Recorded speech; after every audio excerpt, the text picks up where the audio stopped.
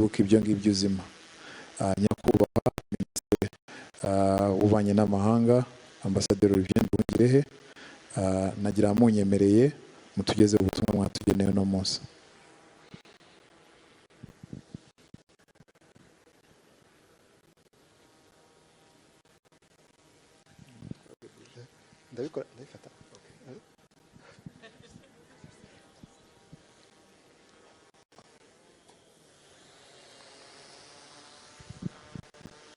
Urakoze Christian Ntwari na our past initiative kuba mwantumiye muri iki gikorwa mwakoze cyo kugira ngo twibuke twiyubaka, ari nako twibuka n'amateka ya jenoside yakorewe Abatutsi.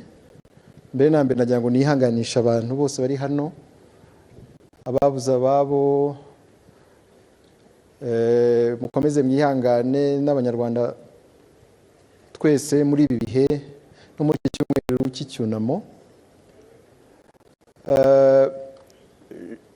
Turibuka ku nshuro ya 32 inzirakarengane zazize jenoside yakorewe Abatutsi. Mbere yo kujya no mu mateka ya jenoside,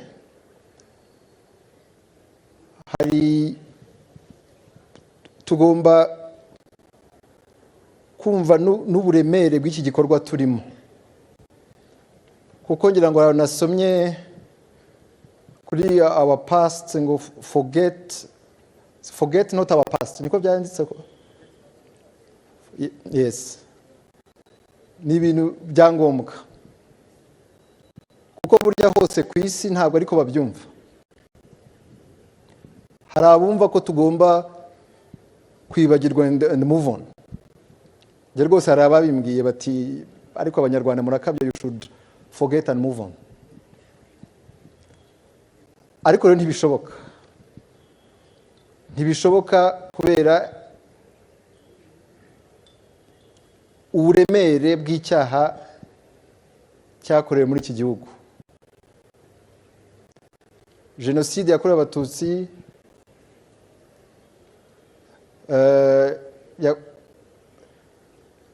yaguyemo hari abantu barenga miliyoni. Ku baturage batari bageze cyangwa bari barengaho gato miliyoni 7.5 mu minsi 100 itanagera no ku 100.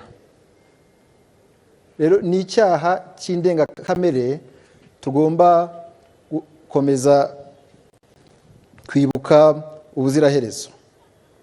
Niyo tuvuga jenoside ntabwo ari ijambo ry'Ikinyarwanda, ni ijambo twagize Ikinyarwanda ariko ntabwo ari ijambo ry'Ikinyarwanda, kubera ko mu mateka y'u Rwanda mbere y'ubukoroni ntabwo bene icyo cyaha cyabagaho, aho haba umugambi wo kurimbura abantu, itsinda ry'abantu baziza uko bavutse, uko baremwe. Jenoside kandi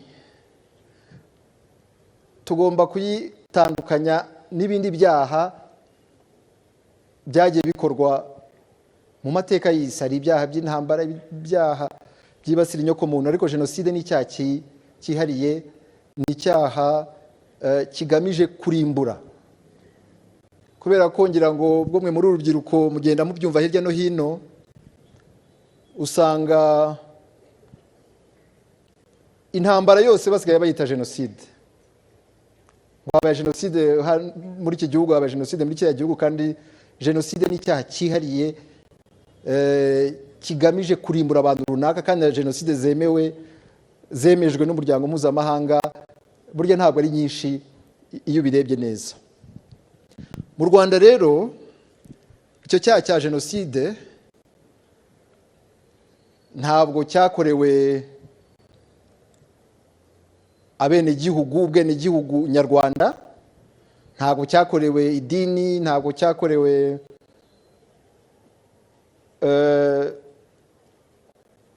ntabwo cyakorewe abantu bahuje ibindi bintu biteganywa n'amasezerano mpuzamahanga cyangwa se amategeko agenga jenoside, ahubwo jenoside yakorewe abatutsi. Ibyo ngibyo bigomba kumvikana kubera ibihe turimo byagiye bigaragazwa no gupfobya cyangwa se guhakana mbere na mbere ko iyo jenoside yabaye cyangwa se abo yakorewe. Ibi ndabivuga kuko twebwe mu Rwanda tumaze imyaka 32 twibuka, tunazi neza icyaha abo cyakorewe, ngira ngo byanagaragaye mu buhamya bwatanzwe ndetse no muri iyi play yakinwe. Ariko mu mahanga byaratugoye ngo byemezwe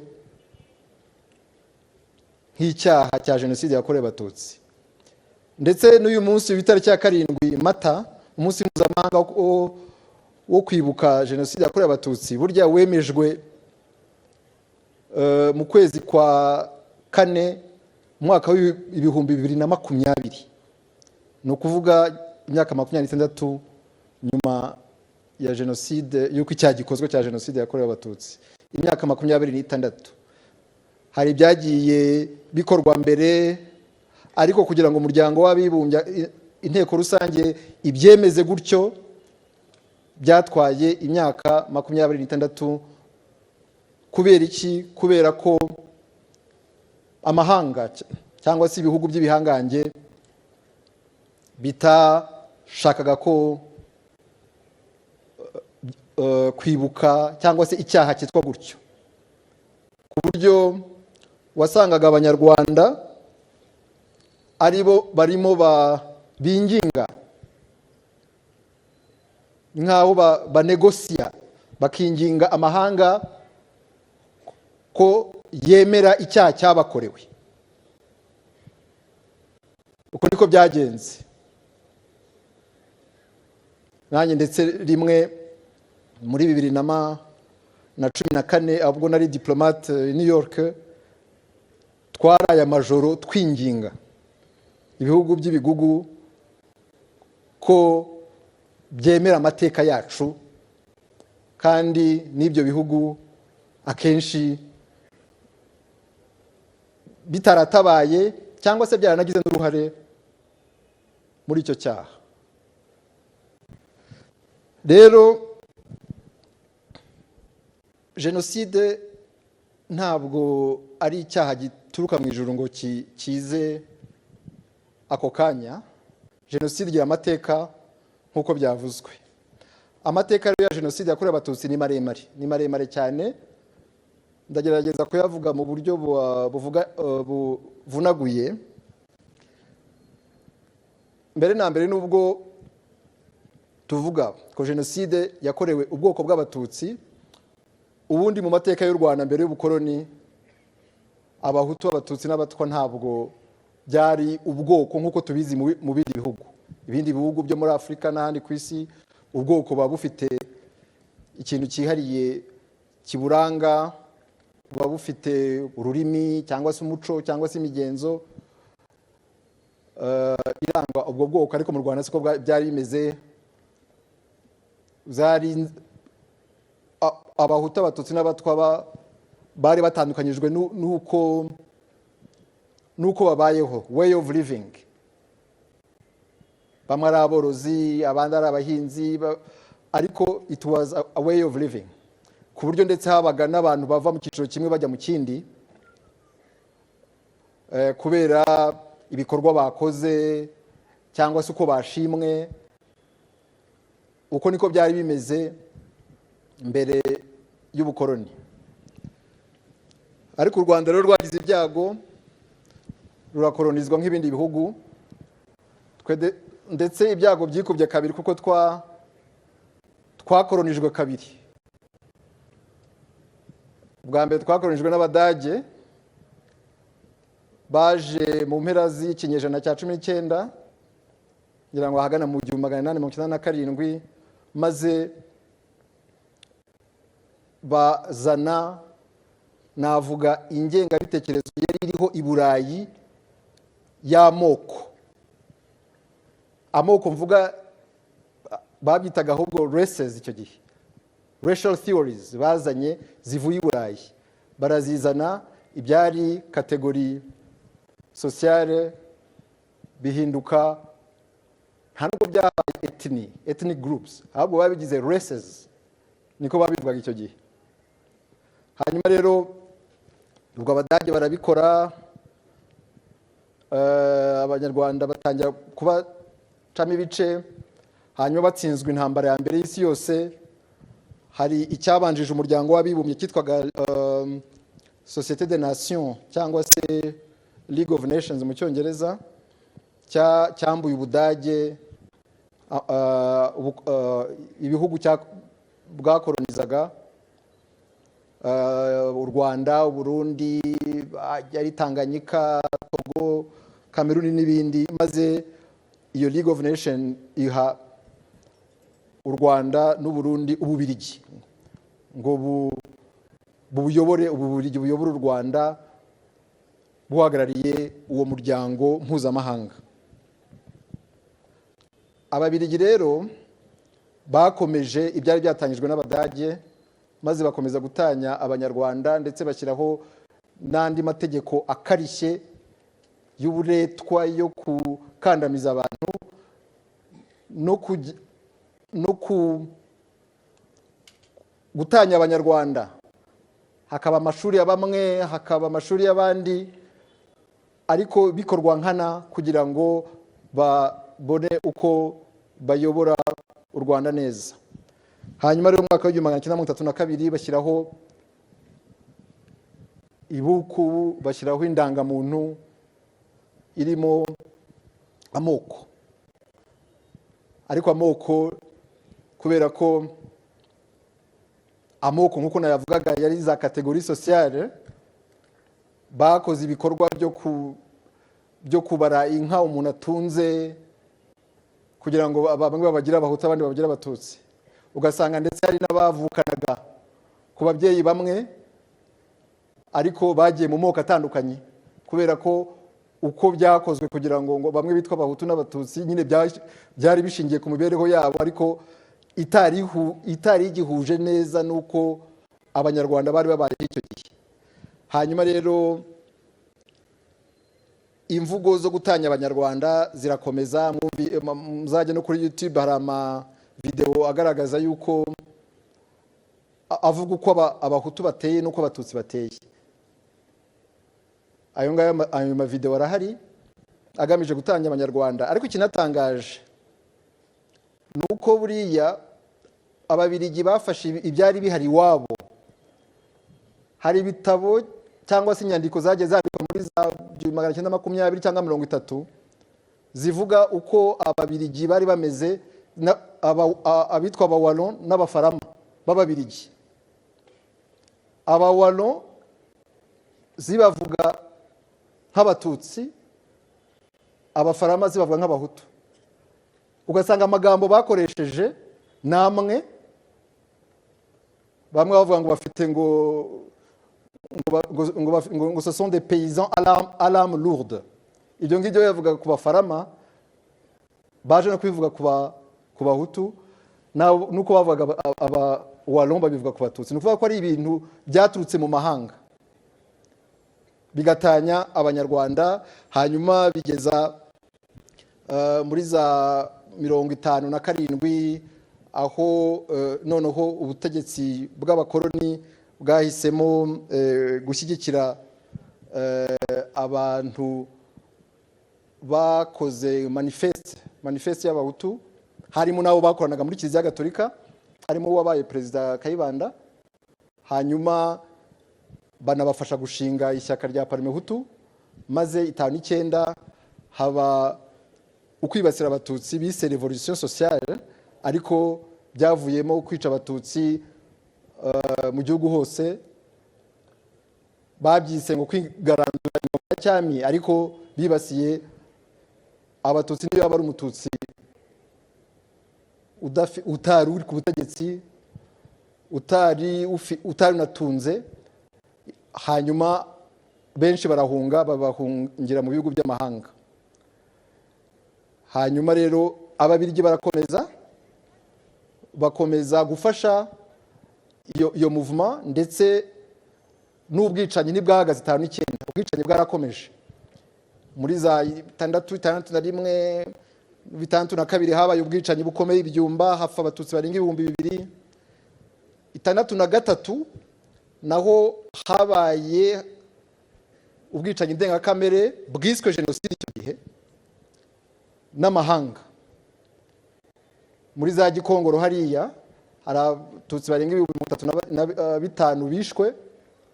Hanyuma ibinyamakuru byo mu mahanga nka za Le Monde, za La Croix, hari n'abafilozofe bamwe bo mu Faransa nka Jean Paul Sartre n'abandi, nabo bavuze ko icyaha cyabaye mu Rwanda ari jenoside batari babona nyuma ya jenoside yakorewe abayahudi mu 1945. Hanyuma mu Rwanda icyo gihe iryo jambo jenoside ntabwo ari urizi, ariko umuntu wa mbere warikoresheje w'umunyarwanda yari perezida w'icyo gihe, perezida Gregory Kayibanda. Yarikoresheje muri disikuru yo mu kwezi kwa 3/64 avuga ingabo z'umwami zitwaga inyenzi icyo gihe. Arazibwira kuri radiyo ati murarengera ubwoko bw'abatutsi, ariko abatutsi n'ubwoko bw'abateroriste, n'ubwoko bw'abicanyi. Niyo mwaza mukarwana mugafata umujyi wa Kigali, ce serait la fin totale et précipitée de la race Tutsi.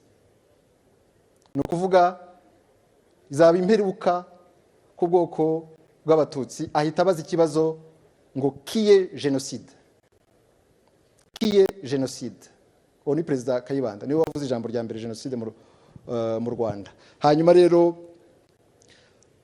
birakomeza muri 72, 73 nanone abatutsi barongera baribasirwa mu mashuri, birukanwa mu mashuri icyo gihe 73 mu kwezi kwa 2. Hanyuma rero haza kuba coup d'etat yakozwe na Perezida Juvenal Habyarimana wari minisitiri w'ingabo. Hanyuma nawe aho kugira ngo ahindure ingengabitekerezo yari ihari, ubwicanyi na persecution, ahubwo arabikomeza. Nubwo we kubera abazungu bamugiraga inama, hari amagambo yari atavugaga mu ruhame, ariko uko byagenze nuko icyo gihe abatutsi barabangamiwe mu mashuri no ku murimo, ku buryo bakumiriwe, babyita iringaniza. Bavuga ati uko mungana mwebwe muri 9%, ntago mugomba kurenza 9% mu mashuri, ntago mugomba kurenza 9% mu kazi. Uko mwaba muri abahanga kose, uko mwaba muri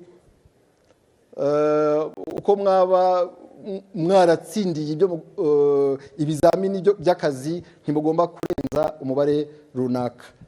Nuko nguko kuva 73 habaye icyo gukumira abatutsi mu nzego z'umurimo no mu mashuri. Ariko ya ngengabitekerezo ya perezida Kayibanda irakomeza. Nubwo icyo gihe itavuga mu disikuru ari publique, ariko yarakomeje no mu mashuri. Muribuka ko abanyarwanda twadufite ubwoko burimo nako indangamuntu ziri mu bwoko Hutu, Tutsi, Twa na naturalize. Mu mashuri ngira ngo abakuru bari hano bize muri aya mashuri barabyibuka, mwarimu yabazaga abanyeshuri ubwoko bwabo, ariko ntabwo yabikoraga mu rwego rwa administratif, kuko hari abantu bavuga bati birumvikana ko yagombaga kubaza abana ubwoko bwabo kuko nyine byari muri muntu, ariko ntabwo ariko byari bimeze. Ntabwo byakorwaga muri administration cyangwa muri secretariat, byakorwaga mu ishuri, ndetse akenshi bigakorwa higishwa isomo ry'amateka. Kandi ukuntu byari byarapanzwe, ntabwo abana babahagurutsaga mu wa mbere primaire cyangwa mu wa kabiri primaire, kuko icyo gihe babaga ari batoya batumva ibyo ari byo. Byabaga kenshi mu wa gatanu cyangwa mu wa gatandatu primaire, umwana atangiye kugira imyaka 10, 11, 12 atangiye kumenya ubwenge, kugira conscience. Nanjye byambayeho turi mu wa gatandatu, barabitubajije mu isomo ry'amateka, ku buryo isomo ry'amateka nuko baryigishaga nta mwana washobora guhaguruka mu Batutsi, kuko hari n'amashuri menshi bigishaga hari za histoire mwumvise bya Kanjogera, ngo buri gitondo yagombaga guhaguruka ashinze icumu rye mu ruhinja rw'umuhutu kugira ngo abashe guhaguruka buri gitondo. Ibyo bakabyigisha. Rero barangiza abarimu bakabaza abanyeshuri ngo abahutu nimuhaguruke, bose bagahita bahaguruka. Hanyuma abarimu bo babaga bazi n'ababyeyi bati wowe papa wenda muzi, icara.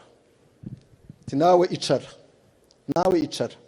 Ku buryo bamwe batahaga banahamutse barira bajya kubwira ababyeyi babo impamvu ari abicanyi. Urumva rero iyo ngengabitekerezo urwo rwego yari igezeho. Urumva yuko no mu gihe amashuri arangiye cyangwa muri cours de récréation, urumva urwango babaga bashyize mu bana. Bana babaga baziranye bakina, hari igihe bamwe bashobora kuba basigaye bareba abandi ku buryo budasobanutse, ati twe twabamenye. Urumva aho bigeze. Hanyuma rero intambara yo kubohoza u Rwanda itangiye muri 1990, iyo tension ethnique yakajije umurego. Noneho ku maradiyo birerura, mu ibinyamakuru biraza, muribuka Kangura, muribuka amategeko 10 y'abahutu. Mwebwe b'abanyeshuri mugira amahirwe cyane cyane nkabiga muri interna, muba muzi ko mugiye kwiga aricyo kibajyanye, cyangwa gukina no mukasabana n'abandi banyeshuri. Icyo gihe hari tension ikomeye, ku buryo hari abanyeshuri benshi bigaga ku manywa muri interna, ariko nijoro bakajya kurara hanze y'ikigo. Ibyo byabayeho, hari n'abunzi bene wacu byabayeho, hari za Shyogwe, za Muramba, ahandi muri za interna, kuko ku manywa abanyeshuri bandi barababwiraga bati mwebwe nijoro muri dortoir turaza kubareba, turaza kubareba. Ku buryo rero hari abararaga hanze y'ikigo.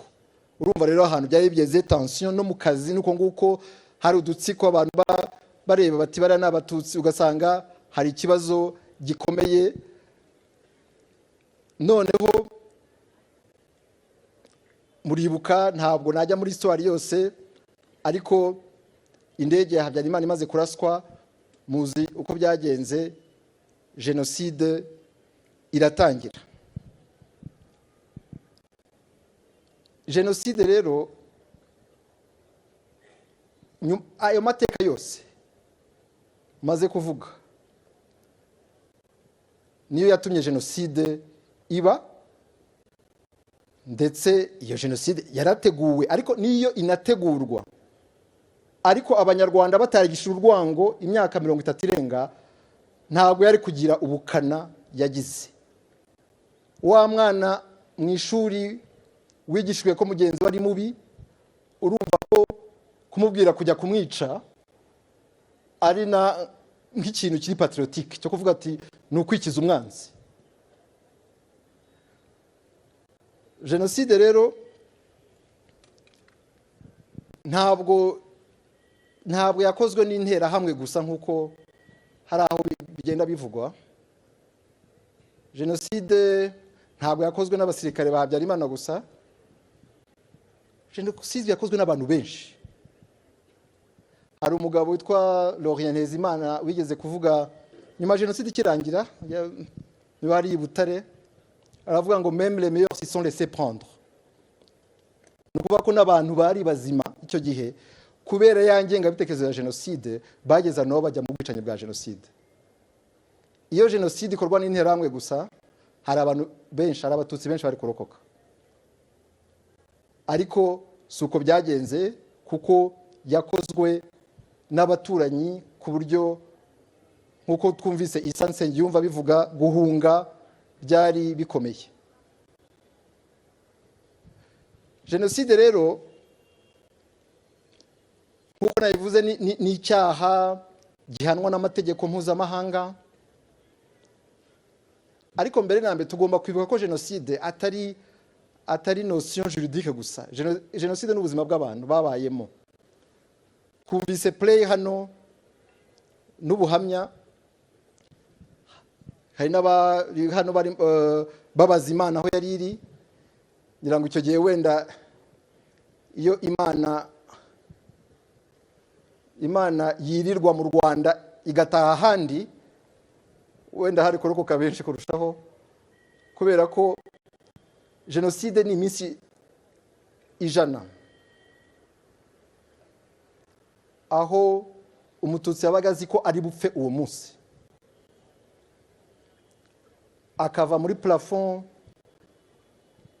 akajya ku muturanyi, rimwe na rimwe akamuhisha cyangwa se akamwirukana, akajya mu bishanga, akajya mu ishyamba umunsi wose, ariko asimbuka imirambo. Bwakwira akiruhutsa, ariko akibaza niba ashimira Imana ko yamurokoye, cyangwa se ayibaza nk'uko barimo bayibaza impamvu yatumye ababyeyi be cyangwa se abavandimwe bicwa. Uwo ukaba ubaye umunsi umwe gusa. Muribaza rero iminsi 100 uri muri ubwo buzima, kuko usibye n'abapfuye, usibye n'abagize ibikomere byo ku mubiri, ahubwo abarokotse jenoside iyo minsi 100 muri ubwo buzima barihangana, bafite ubuzima ntazi ukuntu bumeze, kubera ko ubundi ntabwo umuntu yagombye kuba ariho. Ntabwo wabaho umutima wawe wibaza niba bakwica uwo munsi iminsi igashira. Iyo ngiyo niyo jenoside, kurusha kujya kwinginga amahanga kugira ngo yemeze iyo nyito ya jenoside cyangwa yemeze ko yakorewe abatutsi. Niyo mpamvu rero twebwe hano mu Rwanda tugomba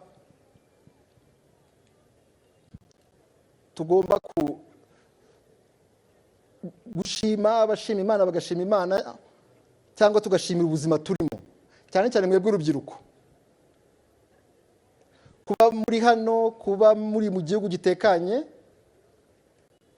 kuba muri mu gihugu nta muntu usagarira undi, nta muntu uzize undi ko yavutse, tubifata for granted kubera ko nibyo benshi muri mwe mwavutsemo. Ariko siko byagenze, abantu banyuze mu nzira y'umusaraba ikomeye cyane. Nyuma rero yuko ingabo za FPR zihagaritse jenoside, haba igihugu cyarasenyutse, cyari cyabaye umuyonga, ariko hashyirwaho politike yo gusana imitima, bashyirwaho politike y'ubumwe n'ubwiyunge, na komisiyo yayishyirwaho, hashyirwaho n'izindi politiki zo kugira ngo abanyarwanda bongere babe abanyarwanda. Hari ndi umunyarwanda bayivuze, hari amatorero byatumye na gacaca, inkiko gacaca, kugira ngo abanyarwanda bongere babe umwe, kuko ni ibintu n'amahanga atakekaga ko bishoboka. Murabizi ko nyuma ya jenoside hari n'abanyamahanga bavuga ko u Rwanda rugomba gucikamo ibice, abahutu bakajya ukwabo n'abatutsi bakajya ukwabo. Ibyo ngibyo hari abantu b'abanyabwenge bita abanyabwenge b'i Burayi babiporopoje, ariko u Rwanda ntabwo rwahisemo iyo nzira, rwahisemo inzira yo kubana, y'ubumwe n'ubwiyunge no kwiteza imbere. Ikibazo rero gihari ubu ngubu nyuma y'ayo mateka, twasanze ko iyo ngengabitekerezo ya jenoside yigishijwe mu bana, ikigishwa imyaka irenga 30-40, yatumye icyaha kigira ubukana. Ariko ku bw'amahirwe umuryango wa FPR Inkotanyi ugahagarika jenoside, abanyarwanda bakongera bakabana. Ntabwo ibibazo byarangiye, nubwo wenda benshi muri twebwe hano tutabibona kuko bitari hano cyane. Hari ikibazo kijyanye no gupfobya no guhakana jenoside yakorewe abatutsi bigihari ubu ngubu, ahubwo usanga mu bihugu bimwe na bimwe byarongereye ubukana.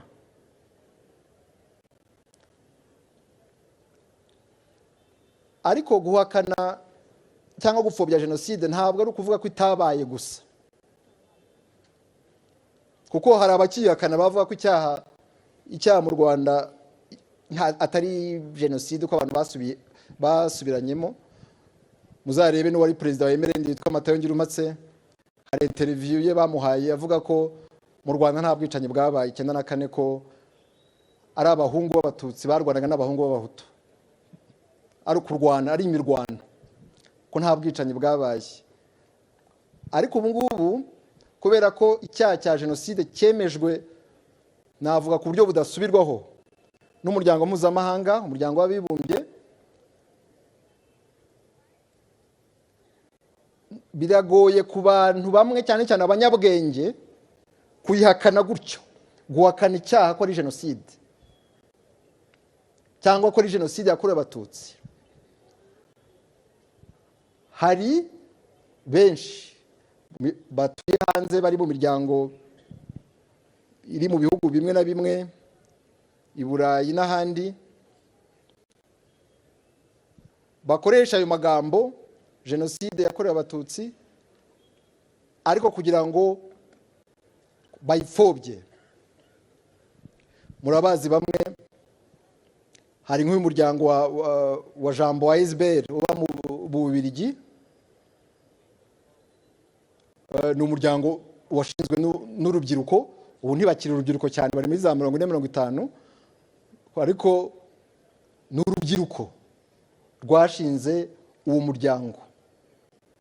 Icyo bari bahuriyeho ni uko bari abana b'abayobozi ba kiriya gihe bakoze jenoside. Nicyo bari bahuriyeho abenshi muri bo, iyo urebye ubuyobozi bwabo nicyo ngicyo bari bahuriyeho. Rero bakakubwira ngo baratuziza ko turi abana b'abajenosideri, ariko ntabwo, kandi cyari gatozi. Ikibazo ntabwo ari icyo, ikibazo ntabwo ari filiation yabo, ikibazo ntabwo ari uko ari abana b'abajenosideri, kuko na hano mu Rwanda barahari. Hari na bene wabo bashinze Jambo wa Isbert, bari mu buyobozi hano mu Rwanda, bafite na business hano mu Rwanda. Bivuze ko ikibazo atari uko bavutse, ikibazo ni uko biyemeje guhakana no gupfobya jenoside yakorewe abatutsi. Kubera ko ari abanyabwenge bize uko babigenza, nuko nubwo bakoresha imvugo jenoside yakorewe abatutsi ariko bo bavuga ko itateguwe, ko yatewe n'uburakari bw'abahutu kubera indege ya Habyarimana yahanuwe. Icyo ngicyo barakivuga rwose bakacyandika, ni uburakari bw'abahutu biraye mu batutsi kubera ko babiciye perezida. Ibyo ngibyo abenshi muri twe turabizi ko atari byo, kuko hari uduce two mu Rwanda jenoside yagezemo hashize ibyumweru 2 cyangwa 3, nk'ari iwacu i Butare. Kuko mubizi jenoside yageze muri tariki 17-18 Mata, ari uko wari perezida w'icyo gihe Sindikubwabo Theodore aje na guverinoma yose, kuko bari bamuhaye raporo y'uko i Butare banze kwica abatutsi. Hari na burugomesitiri w'iwacu cyahoze ari komine Mbazi witwaga Antoine Sibomana, indege ikimara guhanurwa yari yakoranaga inama n'abaturage avuga ngo muri komine Mbazi bagomba kwirinda ko jenoside hagera, ngo ahubwo bohereza abasore ku mupaka w'izindi komine kugira ngo jenoside ntigere muri komine Mbazi. Uko byagenze nuko nyango kwita cya 17-18 Sindikubwabo yaraje ahamagaza inama y'ababurugomesitiri 20 ba komine zose za Butare. Hanyuma n'uwo Antoine Sibomana ajya muri iyo nama, agarutse arongera atumiza inama n'abaturage, arababwira ngo guhera uyu munsi ubutegetsi mbweguriye abaturage. Kuri iyo tariki nibwo umututsi wa mbere yapfuye muri komine Mbazi. Bivuze rero ko jenoside ntabwo yatewe n'indege yahanutse Habyarimana, yatewe nuko yateguwe igashyirwa mu bikorwa n'ubutegetsi bw'icyo gihe. Icyo nicyo cya mbere abahakana bakoresha, cyane cyane abo muri jambo ya SBR, kuvuga ko jenoside itateguwe. Icya kabiri nuko barengera ubuyobozi bw'icyo gihe bw'abatabazi, bakavuga ko nta ruhare rwagize muri jenoside, ahubwo rwashatse kwihagarika, ariko biragorana kubera ko uburakari bw'abahutu bwari bwinshi cyane ku buryo ubutegetsi bwabuze uko buyihagarika. Ibyo nabyo ni ukubeshya. Icyo nicyo kintu cya kabiri bavuga. Icya gatatu bavuga nuko bavuga ko nubwo habaye jenoside yakorewe abatutsi, ariko habaye na jenoside yakorewe abahutu. Ibyaye byo kuvuga ngo tugwe miswi, buri muntu yishe undi, twese turi bamwe, kandi ntabwo ari byo. Jenoside ni icyaha kigaragara, gifite uko gikorwa, umuntu baramutagetse kugira ngo bamurimbure uko yavutse. Mu Rwanda rero mu minsi 100 umututsi wese yarahigwaga, n'uwari muri emerenide, n'uwari ukiri muri emerenide kugira ngo wenda arebe ko yaramuka, nawe baramwishe. Uruhinja rukivuka bararwishe, umusaza urimo wipfira nawe baramwica. Ni ukuvuga ko nta hantu bari guhungira ubwicanyi. Abahutu bapfuye hari abanyapolitike barwanyije ubwicanyi, hari abahisha abatutsi, hari abasaga n'abatutsi, ariko nicyo ngicyo babiciraga, ntabwo ari ukubicira ubwoko bwabo. Kumva rero hari abantu bagerageze kugereranya kugira ngo bapfobye jenoside yakorewe abatutsi, harimo ubugome bw'indengakamere. Niyo mpamvu tuvuga ko mwebwe urubyiruko, kugira ngo na message Isa yayitanze, mbere na mbere tugomba kurangwa no kubana neza, kutavangura, kutagira ingengabitekerezo ya jenoside ariyo yatumye jenoside iba.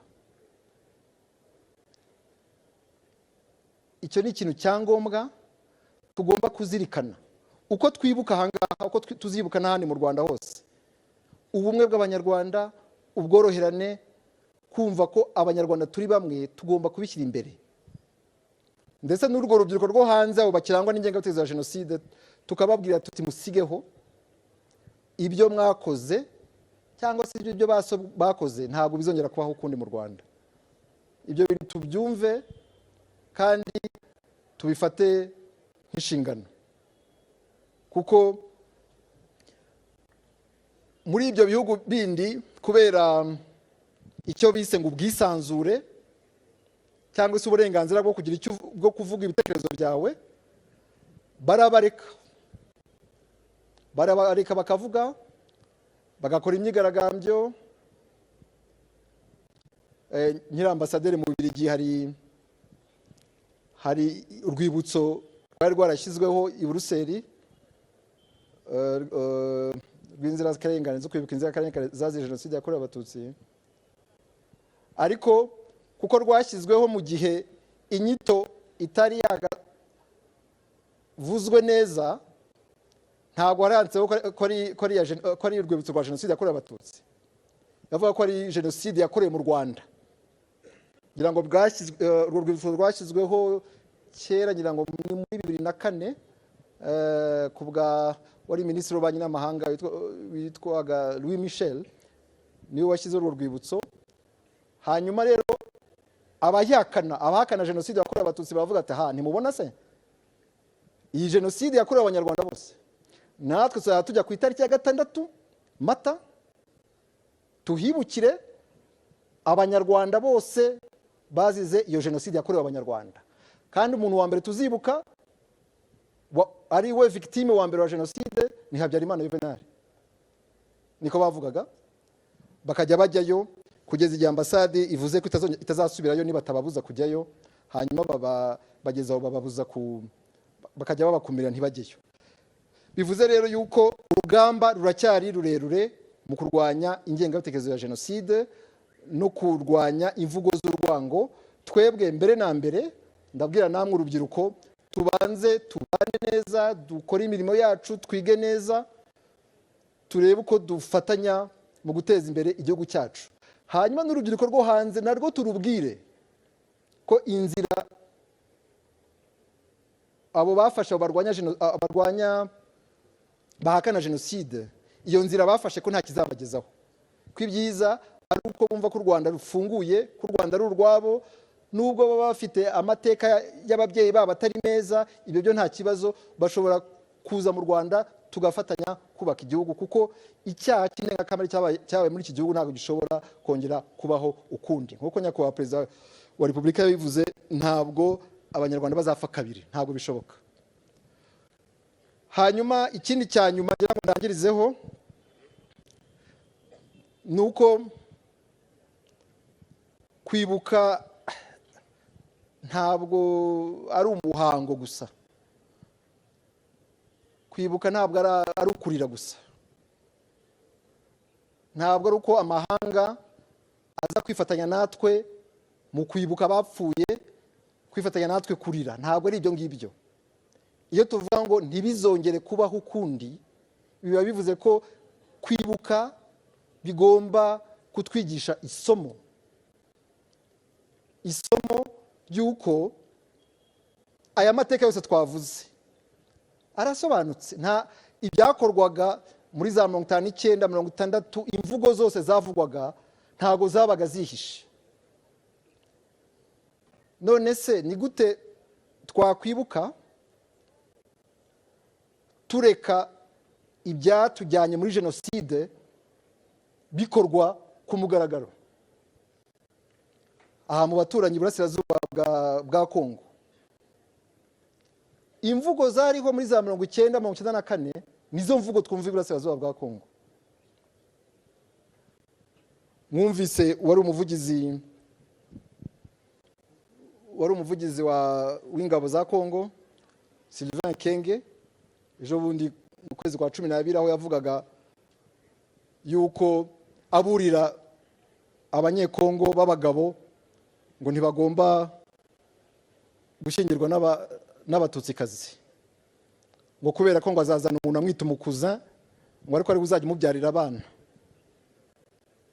ibyo ni umuvugizi w'ingabo za Kongo mu mwaka w'ibihumbi 2025. kandi ibyo bintu yavugaga asoma urupapuro, ntabwo ari ibintu byari muturutse mu mutwe, ni urupapuro yasomaga kuri televiziyo y'igihugu.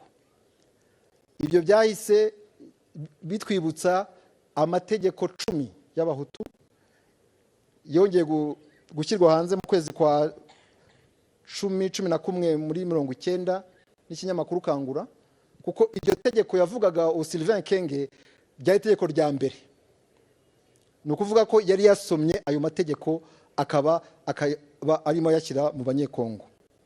Hari n'abandi nabo b'abanyekongo baba muri za Amerika bakoresha amagambo y'inyenzi, microbe, ngo abatutsi ni microbe tugomba kurandura burundu muri sosiyete mbere y'uko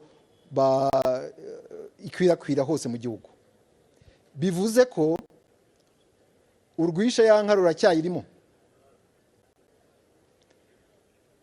Twebwe mu Rwanda twariyubatse, dusana imitima,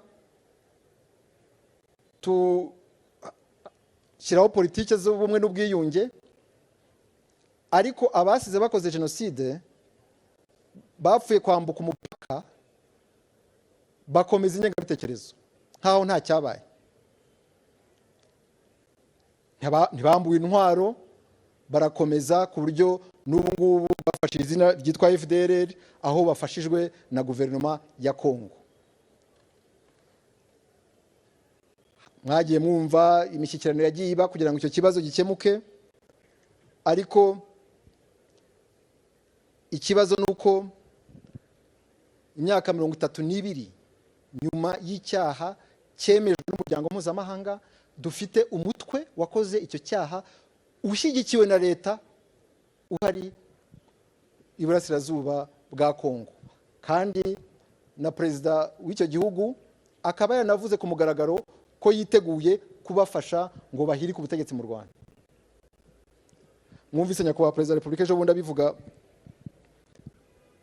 ibijyanye nuko guverinoma ya Kongo ishaka ko amateka yisubiramo. Jenoside yakorewe abatutsi yakozwe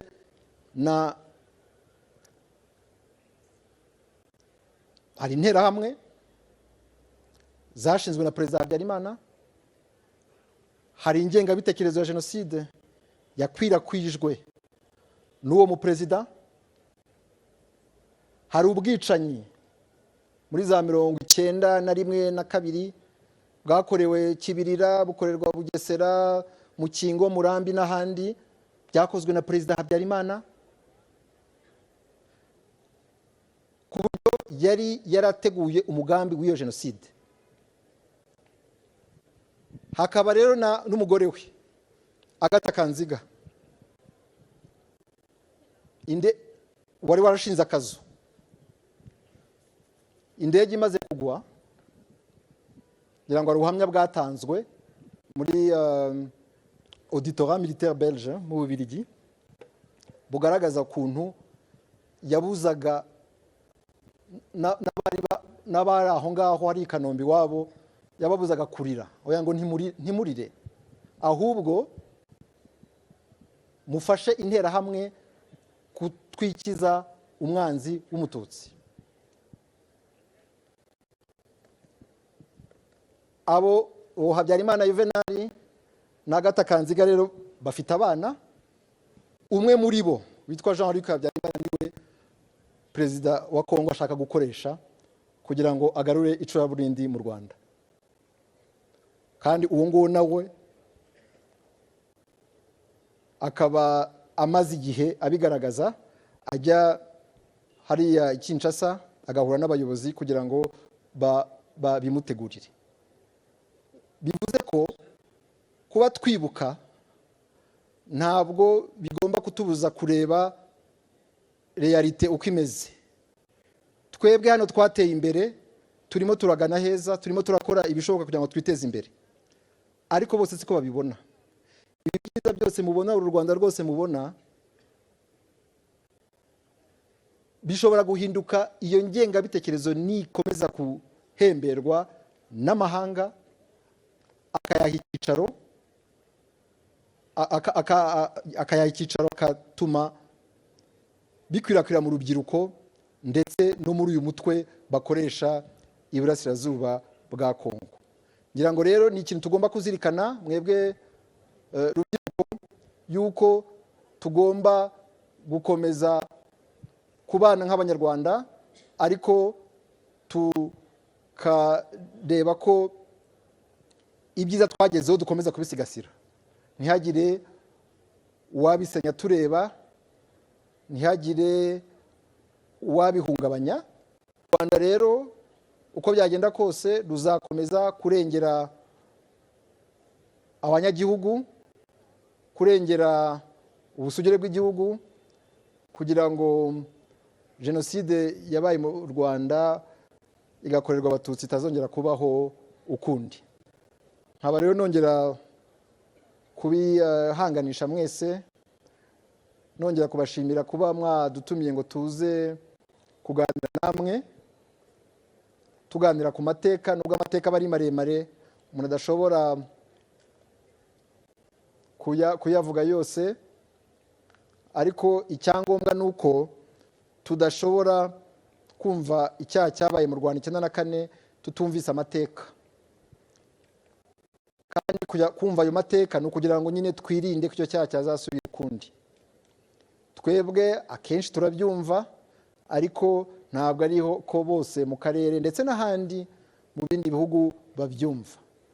Ndagira ngo rero mbasabe mwese muri iyi minsi 100 yo kwibuka, gukomeza kwibuka twiyubaka, kandi mukitabira n'ibikorwa hirya no hino mu Rwanda byo kwibuka, ari nako mwiga amateka y'ubwicanyi bwagiye bubera hirya no hino mu gihugu.